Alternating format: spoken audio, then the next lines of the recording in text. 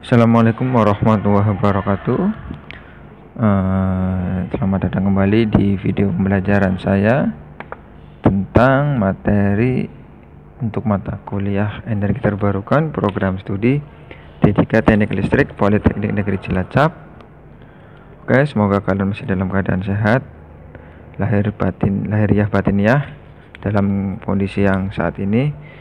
Di sini saya akan melanjutkan materi tentang energi matahari. Nah, di mata kuliah energi terbarukan ini ada salah satu contoh sumber energi alam semesta, di mana ini salah satu bentuk kasih sayang Tuhan kepada makhluknya, yaitu manusia di bumi, dengan dibuatkanlah suatu sumber energi yang tidak ada habisnya. Dan ini memang sumber energi dari energi semuanya, jadi memang ini namanya sumber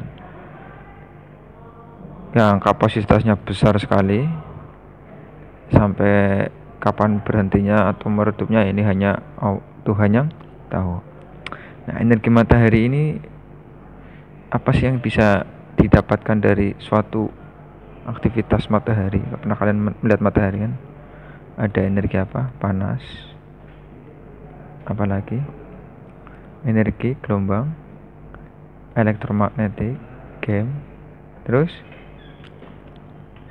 ada energi cahaya. Terus ada lagi apa? Mungkin yang kalian belum tahu, di sana ada aktivitas nuklir dan energi lain-lainnya yang bisa dikonversi. Contohnya apa ya? Karena adanya panas dari matahari sehingga menyebabkan perbedaan suhu di bumi, bisa menggerakkan kinetik dari energi apa? Angin itu sendiri, ombak. Ya, ini karena apa? Adanya aktivitas dari matahari. Nah, ini makanya disebut sumber dari segala energi. Oke, kita lanjut. Bahwa secara perhitungan ada potensi ya daripada solar energi atau energi matahari. Ini cukup besar, ini bisa mencapai 1200 gigawatt. Untuk supply capability-nya ya kira-kira 10%-nya mampu menghasilkan 120 gigawatt, dan ketersediaannya termasuk sedang ya, low density. Kapasitasnya small, mungkin bisa skala besar, tapi membutuhkan luas area. Teknologinya sudah siap. Kalian lihat panel surya, barangkali yang belum memegang panel surya bisa ke ruangan saya. Untuk investasinya sangat tinggi sekali, terutama penyimpanan energi dalam baterai ya, power storage ya. Mungkin di masa depan harga baterai semakin murah untuk kapasitas yang besar. Apalagi ada penemuan-penemuan terbaru dari para peneliti. Dan untuk modul panel suryanya mungkin juga akan lebih besar lagi efisiensinya, dan harganya juga lebih murah. Untuk menghasilkan listrik yang lebih besar lagi dengan luasan yang mungkin kecil. Nah, itu namanya efisiensinya semakin tinggi. Nah, bicara tentang energi matahari, tidak jauh dari radiasi matahari ya. Dan radiasi matahari itu bisa diukur dengan flux meter. Alatnya namanya flux meter. Nah, di sini kita merupakan negara yang dilalui oleh Khatulistiwa, ini serepet. Nah, di mana titik puncak paling panas yang berwarna ungu ditunjukkan oleh warna ungu ini di Pulau Borneo atau Kalimantan, di mana angkanya mencapai 335. Nah, ini satuan flux meter. Sehingga mampu menghasilkan kurang lebih nilai watt per meter persegi. Nah, untuk wilayah Cilacap di pantai selatannya kira-kira yang warna hijau ya, antara kisaran 330 sampai 331. Jadi yang lebih bagus ya yang wilayah-wilayah di garis katulistiwa ini. Nah, paham ya? Barangkali kalian dapat project untuk membuat rancang bangun pembangkit listrik tenaga surya, ya harus dicari tahu di berdasarkan apa, titik letak atau demografis wilayahnya. Nah, sebagai pendahuluan bahwa energi matahari itu termasuk dari energi terbarukan, dimana sering disebutnya kita apa, sebagai solar power ya. Gimana setiap harinya kita selalu memanfaatkan matahari untuk apa ya, paling sering ya mengeringkan pakaian, berjemur. Nah, berjemur kan bisa penyataan tubuh yang menghasilkan vitamin tambahan bagi tubuh. Selain mengeringkan pakaian juga ya makanan biasanya kan dijemur untuk diawetkan, dijemur biar kering, kerupuk biar enak dijemur. Nah, itu dilakukan sudah zaman Fir'aun masih bujang ya, sebelum Fir'aun jadi raja ribuan tahun yang lalu. Sampai saat ini kita masih memanfaatkannya untuk ya pembangkitan tenaga apa saja. Mungkin kalau bayi yang baru lahir nggak pernah dijemur ya mohon maaf kurang begitu baik ya, makanya ada disarankan dokter bayi baru lahir procot langsung jemur 10-15 menit setiap hari, karena akan membangkitkan sel-sel yang dibutuhkan dalam tubuh. Dan jarak matahari dan bumi ya sekitar 150 juta kilometer. Mohon maaf saya nggak pernah mengukur, ini hanya referensi saja, karena ya mau mengukur gimana ya, saya nggak tahu teori mengukurnya ya, sedikit sih tahu cara mengukurnya, cuman saya nggak pernah terlibat langsung dalam pengukuran jarak matahari dari bumi, ini hanya dari literasi saja. Dan sangat menakjubkan sekali, mempunyai daya yang sangat dahsyat ya dari jarak sekian kita bisa merasakan energinya. Dan yang sampai ke bumi itu masih sebagian kecil, nah ya kan, yang masuk ke bumi, dan situ sudah termasuk ya lebih dari cukup ya, walaupun sangat kecil ya, semuanya sudah lebih dari cukup untuk kebutuhan daya di masa depan. Nah, ini yang sekarang dikembangkan oleh Tesla ini. Nah, kamu tahu Tesla enggak? Nah, harus tahu, cari tahu ya tentang Tesla itu, Elon Musk itu. Dan setiap waktu yang kita lalui setiap harinya ya bahwa energi matahari cukup sampai ke bumi sudah sesuai kebutuhan kita ya. Jadi ini anugerah Tuhan juga ya, sudah disetting sedemikian rupa dan kita memanfaatkannya dengan bijak. Sebagai tambahan bahwa solar energi adalah ya, radian energi dari matahari yang dapat berubah bentuk energi ke energi yang lain seperti ya panas, listrik dan lain-lainnya. Dan ada tipe utama pembangkit solar listrik, ada 3: photovoltaic cells, solar thermal plants, solar furnace. Tugas terakhir ini energi matahari. Gambarkan photovoltaic cell seperti apa, digambar skemanya untuk proses dari matahari sehingga dihasilkan listrik ya, dikonversi ya dari sumber matahari masuk solar cell kayak apa, digambar. Terus yang solar thermal plant juga digambar. Terakhir solar furnace juga digambar. Jadi cari di Google ya, banyak sistem cara kerja proses pembangkitan energi listrik dari photovoltaic cells dari awal dari energi matahari, terus yang metode solar thermal plants, dan terakhir solar furnace. Berarti ada 3 gambar ya, tugasnya ini aja, gampang. Di sini ada 3 cara utama menggunakan energi matahari. Pertama, solar cell atau photovoltaic atau photoelectric cells, yaitu alat untuk merubah cahaya langsung menjadi listrik. Nah, kalian pernah lihat kan di PCR, penerangan jalan raya, yang pakai solar cell yang banyak yang mati. Nggak tahu ini engineer-nya gimana, kok masang kayak gitu bisa lampu jalan tetap mati. Ada yang aneh pasti, dan kalian gak usah berpikir yang aneh, nanti kalian sendiri yang bisa membuat biar PCR itu tidak sering mati. Pada saat cuaca cerah kita dapat memperoleh daya yang cukup untuk menghitung satu buah bola lampu yang bebannya 1000 watt kurang lebih dari 1 meter persegi solar panel. Alat ini pada awalnya dikembangkan dalam rangka untuk menyediakan kebutuhan listrik untuk satelit. Nah, dulunya jadi ya satelit-satelit yang terbang di atas langit dan biru itu ya kebutuhan energinya dari solar cell itu yang suplainya dari matahari. Yang sudah zaman kalian kecil ya ada kalkulator sebagai alat hitung yang energinya dari solar cell. Ya kira-kira gini cara kerjanya ya. Dimana panas dari matahari digunakan untuk memanaskan air dalam gelas panel di atas atap rumah. Ini cara lama yang memanaskan air panas dalam wadah. Berarti kita tidak lagi menggunakan banyak gas atau listrik. Ya, cuman kan kebutuhannya berapa untuk memanaskan air dan membutuhkan apa waktu yang lama. Air dipompakan melalui pipa-pipa dalam satu panel. Pipa dicat dengan cat hitam sehingga dapat menyerap panas bila cahaya matahari mengenainya. Ini warna hitam ini merupakan tingkat radiasi tertinggi. Jadi ada namanya di fisika itu mempelajari benda hitam sebagai kolektor termal terbaik. Jadi kalau putih itu memantulkan, kalau hitam menyerap. Makanya orang kalau pakai baju putih ya, kalau kalian pergi ke Saudi Arabia, di sana banyak orang-orang yang memakai jubah berwarna putih, ya itu karena biar tidak panas. Beda dengan kalau kalian pakai baju warna hitam, ya udah pasti keringetan. Nah, seperti ini kurang lebih ya, dikumpulkan melalui pipa.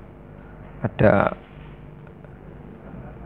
pipa untuk inlet, nah ini outletnya. Ini dilalui saja terus masuk ke black surface. Ini ada glass cover, ada solar energi yang panas kayak gini. Ya nanti buat kalian menginspirasi untuk membuat air panas dari matahari, inspirasi TA saya tulis saja untuk TA inspirasi ya. Dimana cara kerjanya ya, untuk solar furnace ya, solar tungku yang menggunakan luasannya sangat luas dari susunan kaca untuk mengumpulkan energi cahaya matahari ke dalam ruangan yang sempit sebagai fokusnya dan menghasilkan temperatur yang sangat tinggi. Jadi energi matahari yang jatuh tercecer di tanah bumi dikumpulkan untuk difokuskan menjadi satu titik. Nah, di Perancis itu ada itu nanti lihat di YouTube barangkali kalian penasaran. Odelio ya, suatu solar tungku ini sebagai tempat eksperimen ilmiah mencapai suhunya itu 33.000 derajat Celcius.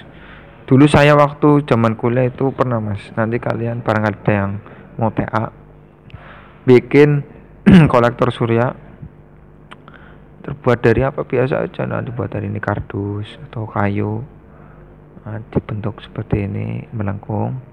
Nah, setiap lengkungannya dikasih cermin. Nah, cermin aja, cermin.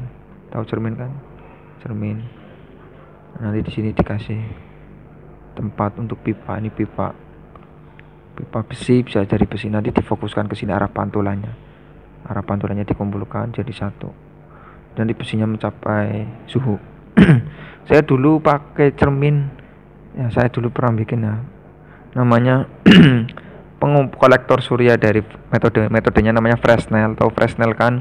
Kalian pernah foto studio yang ada lampu jebret itu namanya Fresnel, pengumpul cahaya yang kayak payung-payung yang itu loh. Nah kalian bikin aja dari cermin ukuran kecil-kecil aja, ini 2 cm kali 10 cm tuh, 10 kali 2 cm disusun, nanti dikumpulkan dalam pipa besi ya, bikin ada 10 biji ya, dikumpulkan arah pantulannya menjadi satu, makanya dibentuk melengkung kayak gini biar arah pantulnya ke sini semua. Nanti dijemur aja 10 menit, nanti suhunya berapa diukur. Nah ini nih gede banget ini untuk eksperimen. Di Indonesia bikin kayak gini gak ada yang mau, emang duitnya, mending buat bikin yang lain. Gak tahu kenapa, tanya aja. Dan untuk energi matahari bisa juga digunakan sebagai pembangkit listrik tenaga surya. Cara kerjanya ya, kalian bisa lihat sendiri dari matahari masuk ke panel. Nah, nanti gambarnya seperti ini kurang lebih ya, kalian tugasnya ya. Panel langsung masuk ke power storage untuk ditransmisikan. Nah, panel surya itu bisa mengubah sinar matahari menjadi listrik, jenis arusnya DC jangan lupa. Dimana ada solar charge controller SCC untuk mengatur listrik DC yang disimpan dalam baterai. Baterai memiliki jumlah kapasitas daya untuk menurunkan beban. Terus kalau mau menjadi AC ya diubah dari inverter DC itu AC, atau langsung bebannya berupa AC, terserah kalian, seninya di sini. Paham ya? Dan untuk aplikasinya ya ada beberapa. skala besar ya untuk pembangkitan baik on grid maupun hybrid, skala menengah ya untuk komunal, skala kecil ya untuk penerangan PJU ya. Kalau untuk fasilitas sosial atau fasum, fasilitas umum ya untuk pemurnian air, penjarahan air atau pompa air. Ini kayak di Kalijaran itu ada untuk pompa air di projeknya dari dosen teknik listrik. Nah, yang bisa ke sana nanti belajar. Atau aplikasi khusus ya untuk BTS ya, Base Transceiver Station atau satelit. Ya, cara kerja solar cell ya ada foton ya di sini. Kalian tahu klorofil jadi hijau daun yang nyanyi suara dengarkanlah aku. Nah, itu kan ketika ada foton itu apa? Ya energi yang yang lepas dari matahari jatuh mengenai suatu lapisan atau membran ya sel yang terbuat dari alam maupun buatan atau silikon biasanya. Maka foton-foton yang dari energi matahari itu bisa mendorong di lapisan membran sel yang mempunyai nilai frekuensi tertentu ya. Frekuensi ini kan ada frekuensinya, namanya Hanyu ini ya, frekuensi persamaannya di fisika ya. Nah, frekuensinya ini kan skala besar, jadi kan nanti dorong, loncat, sehingga terjadi loncatan apa? Elektron. Nah, ini elektron yang meloncat ini yang menghasilkan apa? Arus. Nanti kalian bisa buka di YouTube cara kerjanya gimana, dipelajari. Nah, unsur konstruksi solar cell-nya ya di mata kuliah ya ilmu bahan pernah saya bahas ya. Ada 6 lapisan, ada cover glass, terus anti reflective coating, ada kontak grid, terus silikon N tipe sama P tipe sama back kontak. Nah, untuk proses kerja PLTS ya, solar power supply terdiri dari 4 bagian, ada solar modul, charge regulator, baterai, dan inverter. Untuk solar power modul terdiri dari rangkaian seri atau paralel yang jenisnya ya silikon, hubungan PN, P sama N tipe ya, ini tipe P sama N. Akibat proses penyerapan oleh cahaya atau penerangan akan dihasilkan elektron dan lubang. Nah, lubang-lubang tersebut nanti diisi sehingga ada perbedaan tegangan pada solar cell. Nah, bila pada sel tersebut diberikan suatu rangkaian tertutup atau closed loop, maka arus akan mengalir. Rangkaian solar power modul atau solar cell tersebut dihubungkan dengan SCC tadi, charge regulator, yang berbentuk pengisian muatan baterai. Diatur arusnya ini ya, diatur kayak orang parkir itu, ada yang atur arusnya, dan energi yang tersimpan pada baterai bisa digunakan untuk suatu beban, tadi bisa beban AC maupun DC ya. Gambarnya seperti ini cara kerjanya kurang lebih ya. Untuk konversi energinya ya mula-mula energi radiasi surya diubah menjadi arus listrik searah ya, dan menggunakan lapisan-lapisan tipis dari Si silikon murni atau bahan semikonduktor lainnya. Terus surya fotovoltaik merupakan suatu alat yang dapat merubah energi sinar matahari secara langsung menjadi energi listrik, dan pada asasnya sel tersebut merupakan suatu dioda semikonduktor. Nah, ini penyearah yang bekerja menurut proses khusus yang dimana proses tak seimbang, non equilibrium proses, dan berdasarkan efek fotovoltaik. Nah, sel surya dapat menghasilkan tegangan antara setengah dan 1 volt tergantung intensitas cahaya dan zat semikonduktor yang digunakan. Nah, untuk solar cell itu sendiri ya sebagai pembangkitnya dari suatu elemen aktif di mana mempunyai ketebalan minimum yang kecil banget 6,3 mm, terbuat dari irisan bahan semikonduktor dengan kutub positif dan negatif, di mana prinsip kerjanya memanfaatkan efek fotovoltaik ya, dari foto menjadi cahaya. Kayak tumbuhan itu loh yang klorofil kan, ada salah satu syarat tumbuhan untuk hidup kan makannya tumbuhannya dari cahaya biar menjadi energi. Nah, kurang lebih seperti itu inspirasinya ya. Komponen utama solar power supply ada solar modul itu sendiri, ada charger controller, baterai, dan inverter. Nah, baterai ada 2, baterai primer dan baterai sekunder. Baterai primer ya perangkat sumber tenaga yang cara kerjanya mengubah energi kimia menjadi listrik semata-mata digunakan hanya sekali hingga habis kemampuannya, contohnya baterai sel keling. Kalau baterai sekunder perangkat sumber tenaga yang cara kerjanya mengubah energi kimia menjadi energi listrik, dan dapat pula diubah. Nah, ini terjadi benar ya. Mohon maaf terjadi gangguan teknis. Oke, sambil menunggu nyala kembali, kita sambil mengingat ya bahwa sumber energi terbesar yang ada di alam semesta ini ya sampai saat ini masih dipegang oleh energi matahari.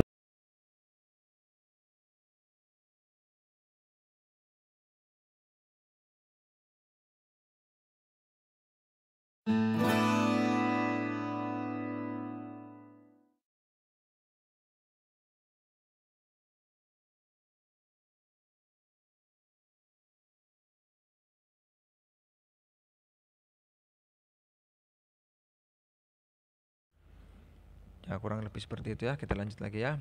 Tadi sampai mana? Baterai sekunder mengubah energi kimia menjadi listrik, dan dapat pula mengubah energi listrik menjadi kimia, ya dibolak-balik aja. Dengan kata lain, dapat menyimpan energi listrik dengan reaksi sekunder, atau lazimnya disebut aki akumulator. Nah, ini ada latihan menghitung ya. Latihan dulu, hitunglah ya, di sini ada latihan hitungan. Hitung jumlah modul surya, dibulatkan, serta gambaran hubungan dari jumlah modul surya yang diperoleh bila tegangan kerja arus arah 24 volt. Nah, contoh. Terus tegangan kerja arus bolak-balik 220. Untuk daya beban berapa? 200 watt. Operasinya berapa? 12 jam per hari. Nah, maka dibutuhkan data solar modulnya. Berarti umpamanya di modul itu ada tulisan ini modulnya berapa, tegangan kerja per modul kan 12 volt. Contoh, efisiensinya 0,62, arus nominal per harinya 13,48 ampere. Nah, bila pemakaian baterai efektif selama 4 hari, efisiensi baterai 70%, dan baterai yang dipilih tegangan operasinya ini 12 volt 110 Ah. Hitung berapa kebutuhan baterai dan gambarkan hubungannya. Nah, caranya gini. Pertama kan kebutuhan daya DC. Tadi dayanya berapa, bebannya 200 ya. Nah, dibagi efisiensinya. Nah, kesekian kan ketemunya kan bebannya 300 2,58 watt. Dari kebutuhan arusnya 300 dari beban dibagi 24 dikali 12. 24 itu apa? Tegangan. 12 itu punyanya ini apa? Lamanya. Nah, ini kan arus kan rumusnya apa? I P per V. Nah, ini ada 24 kali 12. Paham ya? 12 apa? Volt. Ketemu arusnya 161,29 ampere. Jadi kebutuhan solar modulnya ya dihitung aja. 161 dibagi, nah ini kan 13,48 punyanya arusnya ini, data solar modul, kali 2, sehingga kebutuhan modulnya berapa, ini dibagi data solar modul dikali 2, nah dihasilkan 23,9. Nah, ini dibulatkan aja menjadi 24 modul. Nah, 24 modul itu gambarnya gimana? 24 modul. Nah, kira-kira seperti ini. Jadi masing-masing rangkaian, yang satu di seri, ini kan di seri. Nah, lihat gambarnya ini ada plus min ketemu plus kan di seri. Nah, keduanya baru di paralel. Nah, sehingga ada 12 hubungan paralel. Nah, menghitung kebutuhan dayanya baterai berarti selama 4 hari. Tadi arusnya kan sekian, kali 4 hari sekian ampere. Efisiensinya 70% dari total kapasitas baterai. Jadi si ini dibagi si itu ya, sekian hasilnya. Nah, kebutuhan baterainya total ini dibagi 120, jadi 7,68 atau dibulatkan menjadi 8 buah. 120 itu kan tadi apa, AH-nya ya. AH-nya dengan tegangan baterai 12 volt. Dari 8 buah ini kan untuk 12 volt. Jadi kalau mau dibikin 24 volt berarti ada berapa baterainya? 16 dikalikan 2. Jadi 8 buah itu untuk masing-masing tiap 12 voltnya. Nah, ini kan di seri dulu. Seri. Nah, ingat seri itu yang sama berarti apa? Kalau seri yang sama arus. Jadi tegangannya jumlah. Kalau paralel yang sama tegangannya. Jadi arusnya dijumlahnya, tergantung kalian kebutuhannya nanti gimana. Paham ya? Jangan bingung ya. Kalau bingung ya nanti tanya saya lagi. Ya, untuk prosedur pengoperasiannya ya, setelah proses instalasi selesai dan sebelum mengoperasikan solar power supply, pastikan terlebih dahulu bahwa instalasi yang dilaksanakan sudah benar. Periksa kondisi elektrolit serta hubungan pada masing-masing baterai, kemungkinan longgar pada kepala baterai agar segera dikencangkan, dan selanjutnya pastikan bahwa seluruhnya dalam kondisi baik.